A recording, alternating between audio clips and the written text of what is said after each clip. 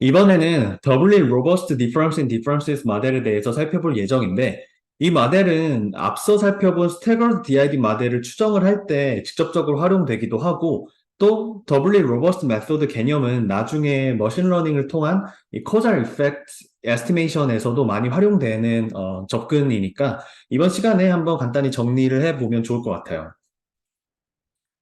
지난번에 이 컨트롤 베리어블을 포함하는 이 리그레션을 통해서 이 코자 인퍼런스를 하는 방법에 대해서 설명을 하면서 이 마지널 스탠다디제이션에 대해서 소개드린 걸 기억하실 거예요.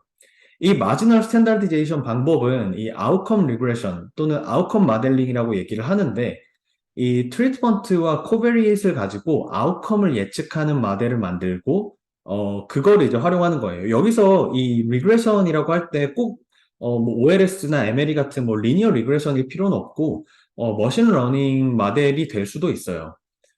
이렇게 아웃컴 예측 모델을 만들고 그걸 활용해서 전체 샘플에서 트리트먼트가 1일 때의 predicted outcome과 트리트먼트가 0일 때의 predicted outcome을 각각 구함으로써 어떤 potential outcome을 예측을 하고자 하는 거죠. 그리고 이렇게 예측된 potential outcome의 차이를 통해서 average treatment effect를 구하는 게 바로 이 outcome regression이라고 할 수 있어요. 이런 outcome regression의 DID 버전도 그대로 생각해 볼 수 있는데 지난 시간에 이 DID에 대해서 이 카운터팩추얼 관점에서 해석하는 방법에 대해서 설명을 드렸었죠. 그래서 이제 이 식의 의미에 대해서 여러분들 아마 이제 잘 이해하고 계실 거라고 생각을 하고요.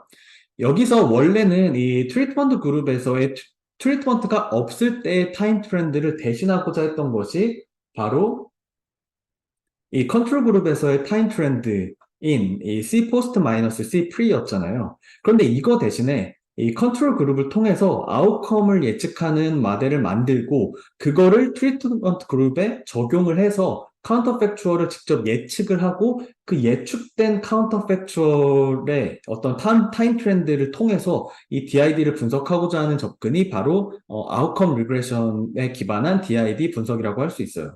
기본 아이디어에 대해서는 이해되시죠? 이런 아웃컴 리그레션 모델은 기본적으로 이 셀렉션 온 옵저버블 전략이기 때문에 이러한 방법의 전제는 당연하겠지만 아웃컴에 대한 모델링이 정확해야 한다라는 거예요.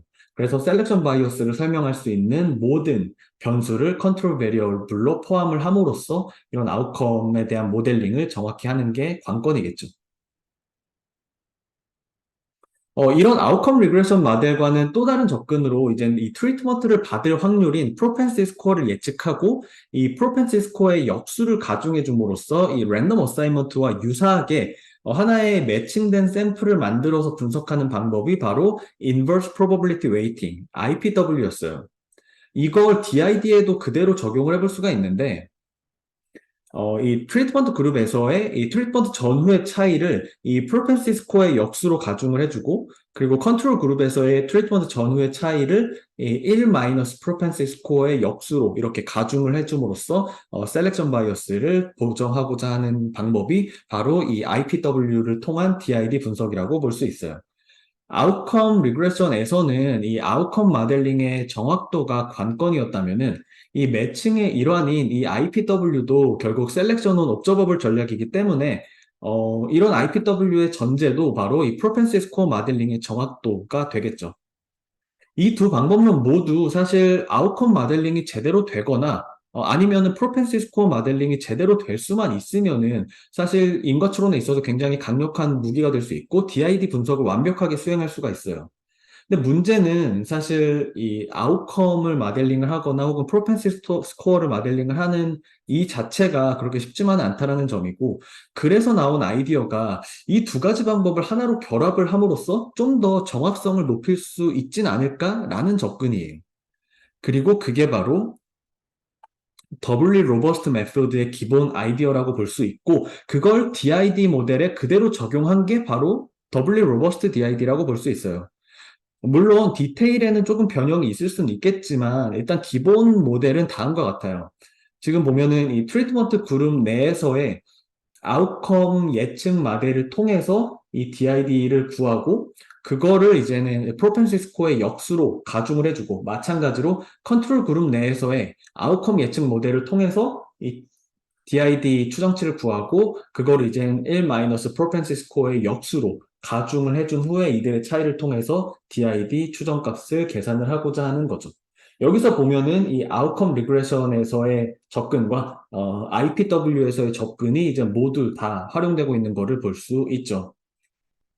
그래서, 지금 DID의 기본, 이 접근법에 대해서 이해할 수 있고, 또 이 아웃컴 리그레션과 인버스 프로버비티 웨이팅 접근법에 대해서, 충분히 이해할 수 있다고 한다면은, 이 더블리 로버스트 메소드에 대해서도 그 아이디어를 어렵지 않게 이해해 볼 수 있지 않을까 생각을 합니다. 이렇게 이 아웃컴 리그레션 모델과 프로펜시 스코어 모델을 결합한 이런 더블리 로버스트 메소드, 그리고 그걸 DID에 적용한 더블리 로버스트 DID의 가장 큰 장점은 바로 두 모델 중에 하나만 맞아도 통계 추정이 제대로 될 수 있고 인거 추론이 가능하다라는 점이에요. 다시 말해서 셀렉션은 옵저버블 관점에서 우리는 두 번의 기회를 가질 수 있다라는 거예요. 둘 중에 하나만 맞으면 되니까요. 그래서 우리가 관찰 가능한 변수들로 아웃컴 모델링을 제대로 할 수 있거나 아니면 프로펜시 스코어 모델링만 제대로 할 수 있으면 꼭 둘 다 맞지 않더라도 둘 중에 하나만 맞으면은 인과 추론을 제대로 할 수 있다라는 의미가 되겠죠. 그래서 아래 표는 그런 각 상황에 따른 어떤 시뮬레이션 결과를 통해서 이런 더블리 로버스트니스에 대한 어떤 성질을 잘 보여주고 있는데 지금 이 아웃컴 리그레션이나 아니 프로펜시 스코어 추정이 둘 다 제대로 된 경우에는 어떠한 방법도 사실 다 가능하고 그러니까 모든 방법이 다 이 바이어스가 굉장히 적은 비편향 추정을 지금 하고 있는 거를 지금 보여주고 있고 반대로 지금 이 두 가지 모두 다 제대로 되어 있지 않으면은 사실 어떠한 방법을 써도 그리고 아무리 더블리 로버스트 방법을 쓴다고 하더라도 그 추정치가 편향될 수밖에 없겠죠. 하지만 만약 아웃컴 리그레션이 제대로 됐고, 이 프로펜시 스코어 추정이 제대로 되지 않은 경우를 보면은, 이 아웃컴 리그레션 모델은 비편향 추정을 하고 있지만, 지금 이 프로펜시 스코어에 의존하고 있는 IPW는 지금 굉장히 편향이 큰 추정 결과를 보여주고 있죠. 하지만 이 더블리 로버스트, 이 둘을 결합한 이 더블리 로버스트 DID 같은 경우는 아웃컴 리그레션과 유사하게 비편향적인 추정을 하고 있는 거를 보여주고 있어요. 반대로 프로펜시 스코어의 추정이 제대로 됐고 아웃컴 리그레션의 추정이 제대로 되지 않은 경우에는 당연히 아웃컴 리그레션 모델은 편향이 굉장히 크고 반면에 프로펜시 스코어에 기반한 IPW는 비편향 추정을 하고 있는데 더블리 로버스트 DID는 이런 IPW와 마찬가지로 여전히 비편향적인 추정을 하고 있다라는 것을 보여주고 있어요. 그래서 이런 시뮬레이션 결과를 통해서 이 더블리 로버스트 DID는 아웃컴 리그레션이나 프로펜시 스코어 모델 둘 중에 하나만 맞아도 비편향적인 추정을 통해서 인과 추론을 제대로 할 수 있다라는 점을 확인해 볼 수 있고 사실 이거는 이 더블리 로버스트 DID에만 적용되는 게 아니고 어떤 W 로버스트 메소드 전반에 적용되는 어떤 장점이에요. 그래서 이러한 장점 때문에 사실 DID에도 그대로 적용이 되고 또 스테로드 DID 모델을 비롯한 다양한 DID 모델에서도 이 에스티메이션을 조금 더 로버스트하게 하기 위해서 굉장히 폭넓게 활용되고 있어요. 그래서 이거는 이런 더블리 로버스트 메소드는 기본적으로 이 머신러닝의 어떤 단점을 보완하기 위해서 또 많이 활용되는 부분이 있기 때문에 이 부분은 이 후반부에서 이 머신러닝을 활용한 코절 이펙트 에스티메이션을 다룰 때 다시 한번 또 다뤄보도록 하겠습니다.